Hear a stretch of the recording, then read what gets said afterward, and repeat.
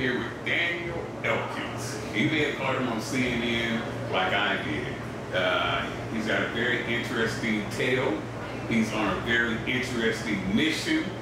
And I know you guys, a lot of you guys want to make this something political.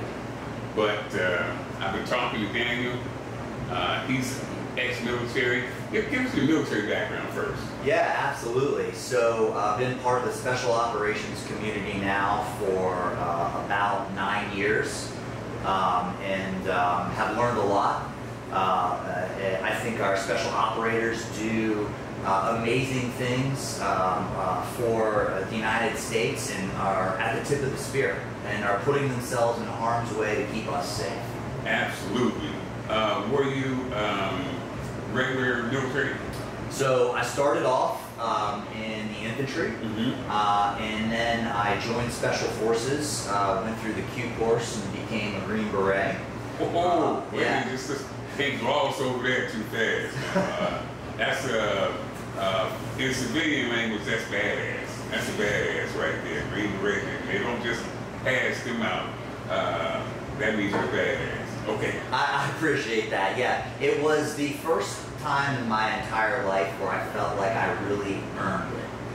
Like it wasn't just given to me. No. It's not like they just give it out. No, they don't pass them out. No. Yeah. I remember, and I remember the feeling of like my literal blood, sweat, and tears of getting to that, right? Yeah. You know, that type of commitment, I think, is something that has stayed with me. You know, and it's why I love the team. That's why I love that camaraderie that you have, you know, in that pack or that squad or that tribe.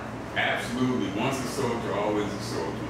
I went in 77, got out in 1980. Oh, wow. And I'm still a fucking soldier. Yeah, man, I love that. No. Yeah. So, long time, and long time ago. Probably, was you born in 1980? I was not. 2 years later, 1982. Yeah, see, before you even were born, I was already back home. Been growing a fucking beard. So, dang, there's a lot of misconceptions going around. In today's age, people are trying to make this either or, one side or the other side, pitting people against people. Right. Either you're on this side, you're on that side, and you know, it's divisive. People are going to war over this shit right here at home. Right.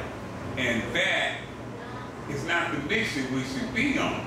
Yeah. Now tell us more about your mission and what you think about the divisiveness that's going on right here. Well, I'll be honest with you. It pisses me off. It really pisses me off because right now we're in the midst of a crisis. Absolutely. We're in the midst of a crisis, and now is not the time to start pointing fingers, right? Now is the time to act, right? A couple months from now, when we've gotten all of the American citizens and all of our Afghan allies that helped us out, we can have a real conversation about what went wrong. But now is not time to blame one administration or another. Now is not time to point fingers. Now is the time to try and work together and figure out how to help, how to donate, and how to get involved. And that's what I'm about. That's what Special Operations Association of America is all about. You know, and you asked me to tell the story, right?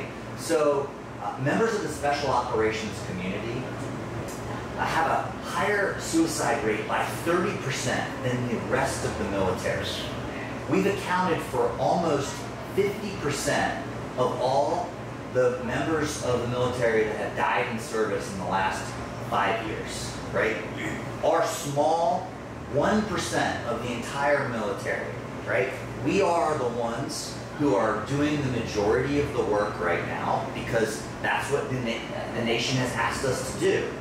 And there was zero representation. No one was advocating for members of the Special Operations community, and I saw this need. And my goal was to get the ground truth from operators, people who have just come back, to members of Congress, to the public, and to policymakers, right? Because there's a lot of members of our community that are doing some really, really amazing things, and no one was talking about it. Man, So that in itself is an incredible mission. Some people only know bits and pieces. They only know what they hear from whatever station that they tune into. Right. And that for them is their truth and their reality. But what you hear from is from boots on the ground. Exactly. From actual Afghan citizens. Yes. Actual people that are in there doing the shit that people don't want to do. Yes. Not sitting on the fence. No. Twiddling their fucking fingers. No, people have rolled up their sleeves and got dirty. Got in there and got dirty. Right. I mean, today alone, I have received probably 200 text messages from both Americans and Afghan partners that are trying to get out right now, right? So it's a situation that needs to be addressed. And, you know, I think that a lot of people are getting misinformed because the information is so disconnected from what the reality on the situation is. You know, I remember telephone, the game of telephone when you were a kid. Well, you know, that's real, right? And this is why we need the ground truth. We need to be able to have a way to hear and highlight those that are actually there on the ground and what their reality is, right? Not someone who's, you know, thousands of miles away that's not in harm's way. Those people are making decisions on behalf of people who are in harm's way, and it seems a little weird. It seems a lot fucking weird. I mean, it's like the fans at a fight. Right. And they're shouting in, telling the box or the fighter, the MMA guy, what to do. Right. Right. You're a spectator. You are absolutely a fucking spectator, man. I mean, he's got a corner, man. He's got people. 100%. A coach. People who know what's going on. Those are the experts. People that's been there with him, not the fucking guy that's sitting in the third row back. Right. No, never 100%. been in the fucking fight. Never. Gonna tell you, you know, how to fight. So, and that's something that I think a lot of people don't understand, you know, when they think about members of the military, right? You know, they don't understand that, you know, they go in harm's way or that sometimes they're out there trying to protect and serve alongside of other people. And specifically with the Afghan interpreters, you know, like what really got me involved personally in this issue was an interpreter named Johnny, right? And Johnny was part of the team. And he went out on missions because he was committed to what we were doing in Afghanistan. And unfortunately, Johnny got shot in the face, right? A sniper hit him right through his cheek, and we had to render aid to save his life. We medevaced him out, and he survived. It was, praise God, he survived, right? And this guy was so dedicated that before the end of my deployment, 4 months later, he came back to the base that we were working out of, and he wanted to go back out. He wanted to go back out with his team because he felt a commitment, right? And it's people like that that have saved American lives. It's people like that literally have kept us safe. And I firmly believe more members of the military would be buried in Arlington National Cemetery right now if it was not for their efforts. And so we can't leave them behind. Absolutely. We can't. Absolutely. That's the mission. Right. That is the mission, and it's not a political mission. It's not. I've seen recently on the news Afghan family handing their baby to a soldier over the wall. I understand. I just heard today that the baby was sick and they want the baby to receive treatment, and the baby's now been returned to parents. I heard that today. But how desperate must you be to hand your child? I'm a dad. Right. So I put myself in their shoes. Right. What would it take for me to be desperate enough to hand my child to a total stranger for their safety? How bad would I, want? I mean, it's you have to take it out of this corner, this corner, even that corner. Right. Humanize. Right. And how's that done? And here's the story that a lot of people just aren't ready to hear but need to, right? Is when you're in a country or an environment that is so bad and you view staying there as a zero-sum game and you are not going to have an opportunity, right? You are willing to risk your child's life on hope because you know that what you have coming is worse.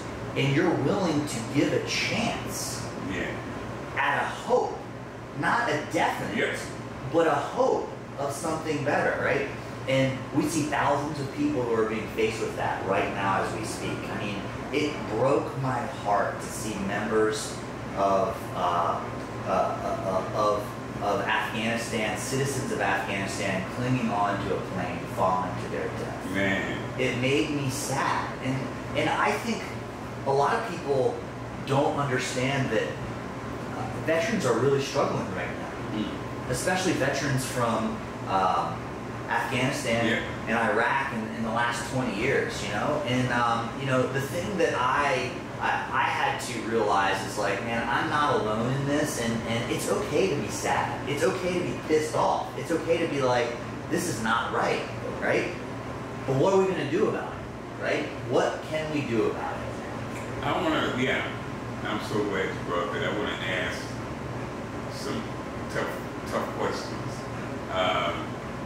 Like I said, I got out in 1980, but I'm still a fucking soldier, and I still have the mentality, a soldier's mentality. I want to know, as someone who was there, right? Do you know why, or in your mind, I want you to tell me why that America went to Afghanistan in the first place? Yeah. So, I think that Afghanistan is very easy for me to understand in my mind, right? I don't know where you were, but I'm sure you probably remember where you were on September 11th, 2001. I very distinctly remember it. I was at, it was the summer, was ended. I hadn't started school yet, and I was over at my friend's house, and my mom called me and was like, hey, turn the news on, right? And this moment galvanized a generation in the global war on terror, right? And Afghanistan is very simple in my mind, right? Like, we went there to prevent something like that from happening over and over and over again. Okay, I gotta stop you. Yeah. Listen to this. I want you to say it again. Listen very carefully, because a lot of people are wondering, what the fuck were we over there for in the first place? It's very important that you get this part. Yeah, so a lot of people don't understand. One, okay, September 11th, there are many people who are even serving in our military right now that weren't even alive. Absolutely. And I don't want us to lose the reason why we went to Afghanistan, because I feel good about the reason why we went to Afghanistan. I think it was, thousands of Americans died. I think it was almost 5,000 or 6,000 in the World Trade Center, and many more, helping in the response.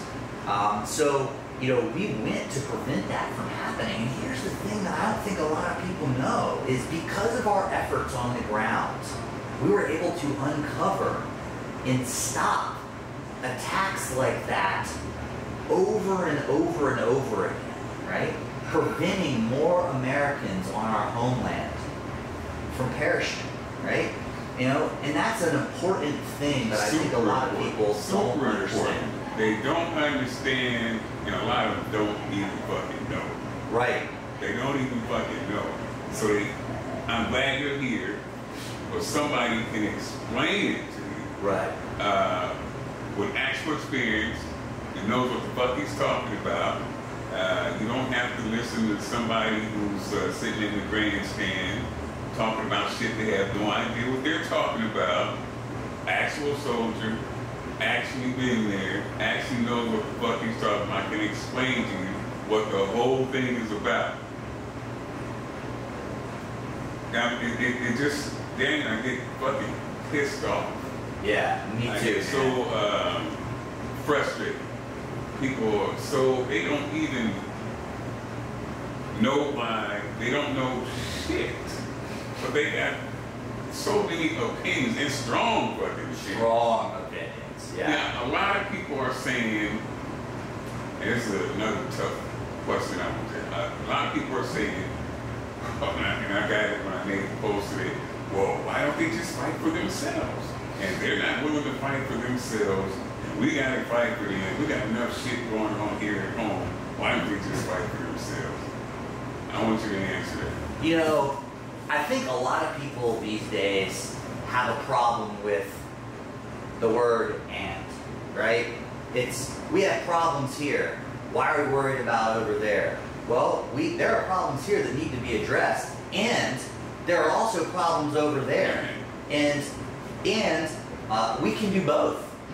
And if the problems over there get too fucking bad, they're gonna be over here. Exactly, and that's the thing, this connection, right? It's like we need to remember that the problems that were here were created when they started over there, right? So, you know, and a lot of people who are naysayers, right, like it was said, well, if they don't want to fight for themselves, why are we fighting for them? Well, we're fighting for us.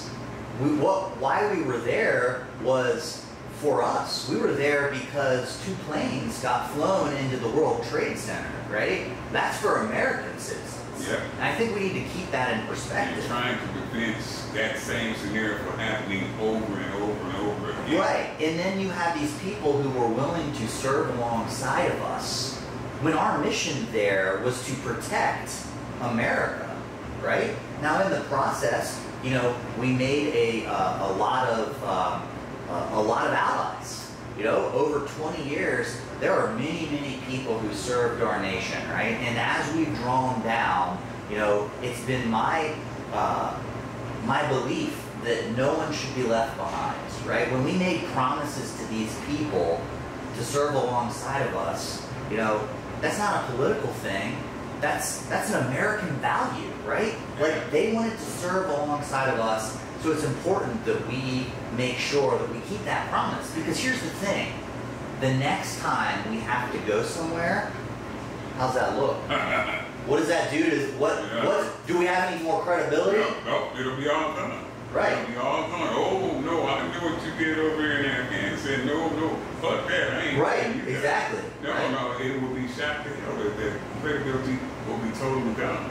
I mean, my dad always told me, if the word ain't shit, you ain't shit. It's the word, man. Yeah. And now is the time. Now is the time to rally behind that. You know, and I think that, like, you know, people want to know how to get involved, right? Yeah. You know, and there's numerous ways you can get involved. You know, there are Afghans that are being flown here, right? That you know, need help, they need assistance. You know, so I'm getting a lot of people from our special operations community who have reached out and have been like, you know, we want to help. We could house someone, help them get them on their feet, right? You know, send donations, things of that nature. So there's a lot of ways to get people involved if they want to. Okay. Now, I want you to specifically focus on your way, your mission. Tell me about your organization. And absolutely. So if you know, if people who you know, are loyal followers, you know, of you, and they want to get involved, go to our website. It's SOAA, SOA, you know, SOA.org, right? And there's a way for you to donate. if you want to get involved, if you know of an American citizen or an interpreter or someone who served the U.S. military, reach out to us. Let us know. We're in contact with members of Congress, people at the State Department, and we are working to get these people out, right? So if you want to be involved, let us know. If you want to be updated, let us know, right? If you want to lend a hand and house someone or just send some money on PayPal, it's tax deductible. We are a 501c19, which is a nonprofit, but a veterans group nonprofit, right? And that's those are numerous ways you can get involved. Now, you've been on CNN and also Fox, right? Yes, I have. Okay, now you couldn't get two more opposed. So this, I mean, that's a way of showing you how unpolitical this mission is. Right. He's been on both CNN, Fox. I don't give a fuck what side you're on. Daniel's been on both. Same message. Absolutely same message. And you know, if you go to our website, you'll see a press conference where I was one of the speakers, and it had an unusual amount of bipartisan support, right? Standing next to me, I have the ranking member, who's the Republican on the Foreign Affairs Committee, and I have, you know, well-known members of Congress like Representative Waltz, and then also standing next to me, I have, you know, Ilhan Omar, right, who is on the opposite side of the aisle, right? And I have, you know, as opposite as you can get. As opposite as you can get from some of the Republicans that are there, right? But this is not a partisan issue. Absolutely. This is an American value issue, and it's the right thing to do, right? We have, you know, Jason Crow. He is a Democrat from Colorado. So we have a Democrat from Colorado who's a Ranger, and then we have a Green Beret from Florida who's a Republican. Both were at the event, right? Because both served and both know the value, right? And that's what I think people are missing, right? And I hope that this helps get that message out. I hope so too. That's the reason why I'm here, you know, because I want to fucking help, man. I appreciate that. Sit on, I'm an old, washed up weightlifter, but I don't want to sit on the fucking fence and not do anything. If there's anything I can possibly do, I want to do it. I said I'm a fucking soldier, and I'm an old rusty ass soldier, but I'm still a fucking soldier, man. And you got a mission, and if I can help that mission in any way, then I'm fucking gonna do it, man. I appreciate that. I appreciate that a lot. Whether you guys like it or not. Yeah, man, it's just the right fucking thing to do. Man, that's all that we could ask for, right? You know, like, members of our community, whether that be Marine Corps Special Operations or MARSOC or Raiders, whether that be Green Berets, SEALs, you know, people from Ranger Battalion or even JSOC units, you know, like where most people commonly would understand as like Delta Force or SEAL Team 6, right? Like, these are the men and women who are volunteering twice, right? They volunteer to serve in the military, and then they're like, you know what? I volunteer to go through another advanced selection, another advanced training pipeline, because I want to be put in harm's way. You know, I want to willingly go where the where it's going to be dicey, because I want to protect and serve and help, right? And I just appreciate that you're willing, you know, to get their six. That's important. Yeah, I mean, it's I must. It's not, you know, it's something that I must do. It's, you know, I'm a fucking soldier, like I said. Yeah. I'm unable to put any boots on the ground. I just get in people's way. But, you know, my heart is there. Yeah, absolutely. And well, I want to, like, why don't you, I know your audience knows where your gym is located, but there's a lot of operators out there that might not. And, you know, I get the sense that your gym is kind of operator friendly. Oh, absolutely. It's, I mean, veterans, from day one, since we opened the doors, always training you for free, absolutely for free. You know, that's just first responders and veterans always doing it for free. And that's awesome, man. That's the least I can do. That is so cool. So where is the gym located? It's we're at 12224 Cerritos Avenue, Long Beach, Signal Hill, California, 90755. Don't ask me difficult shit like that. That's my fucking address. I don't know. Yeah. So we're in LA right now, and you know, there's a lot of people from special operations that pass through the area, right? And I know when I'm traveling, I'm always looking for a gym, you know. Yeah. And, so that's why I want to push people here, man. Hey, this is the area.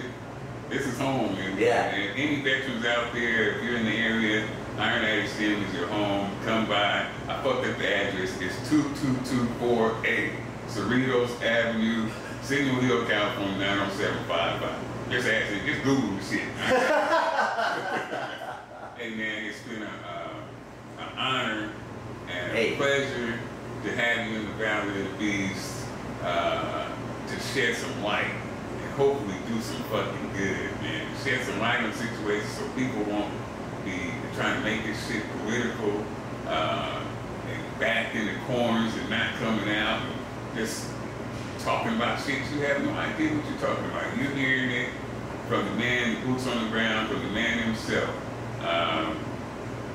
We gotta do our part, man. We can't just sit quiet by and just see shit happen and not do the fucking thing. So I'm gonna let you sum it up when I talk to you again.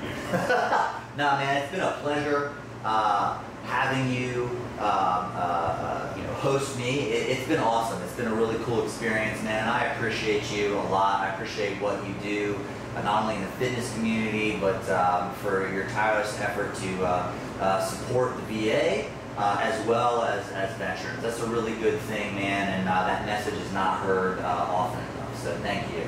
Thank you. Right. Well, thank you motherfuckers for watching CT Fletcher Motivation on YouTube. Like, subscribe, don't subscribe, I don't give a fuck either way. But what you do need to do is take your punk ass over to ctfletcher.com and buy something. Cause I fucking said so.